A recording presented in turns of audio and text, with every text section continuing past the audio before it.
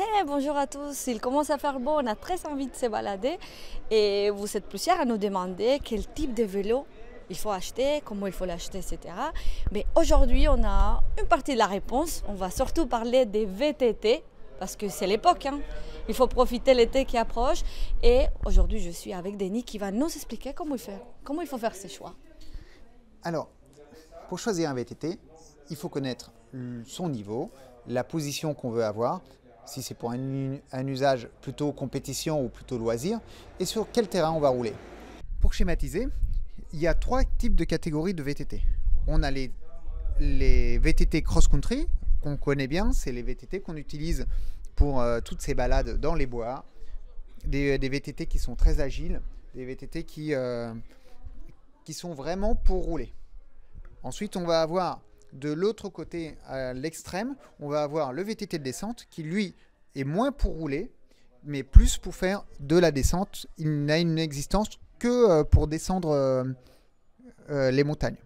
Et entre ces deux catégories, on a une catégorie qui est maintenant la catégorie reine, qui est les all mountain, qui sont des VTT qui sont capables de fonctionner dans des régions vallonnées, mais aussi en montagne, et qui seront capables de monter comme de descendre les montagnes.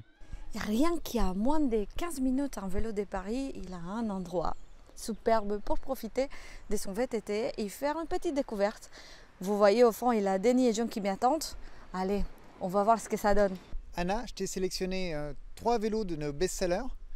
Il y a un petit cross-country tout suspendu à moins de 3 000 €, un all mountain à moins de 4 000 et un gros all mountain au-dessus de 4 000 avec moteur Bosch CX et la nouvelle batterie intégrée InTube. Bon Denis, il y a plusieurs personnes qui nous demandent dans les blogs la différence par rapport à la taille des roues. Ici on a le 27.5, c'est très roulant, mais on a un petit peu moins d'adhérence. Ça part un petit peu en dérapage de temps en temps.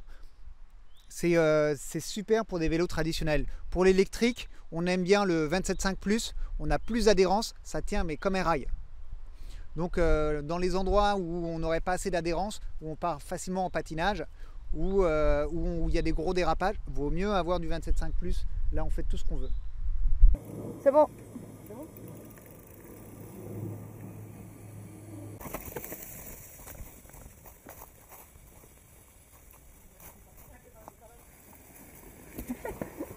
Vas-y, je te pousse un peu là.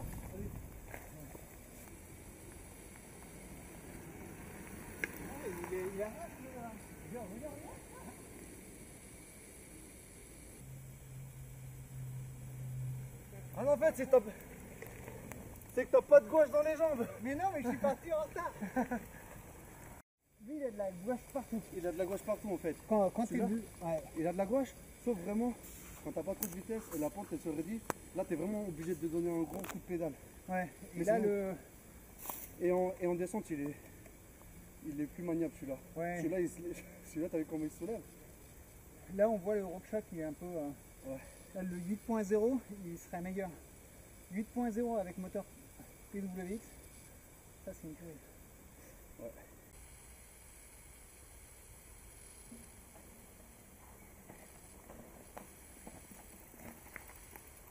Bon, le PW, il monte aussi très bien.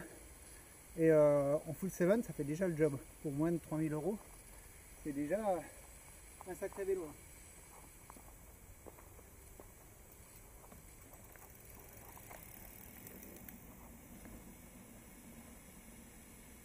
John et Denis nous ont donné leur avis, mais j'aimerais bien connaître le vôtre.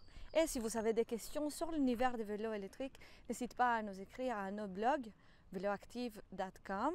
Sinon, vous allez continuer sur notre chaîne YouTube pour avoir plus de vidéos et d'informations sur notre boutique. Bon, c'est l'heure d'aller essayer mon vélo. Je vous dis à la prochaine. Ciao!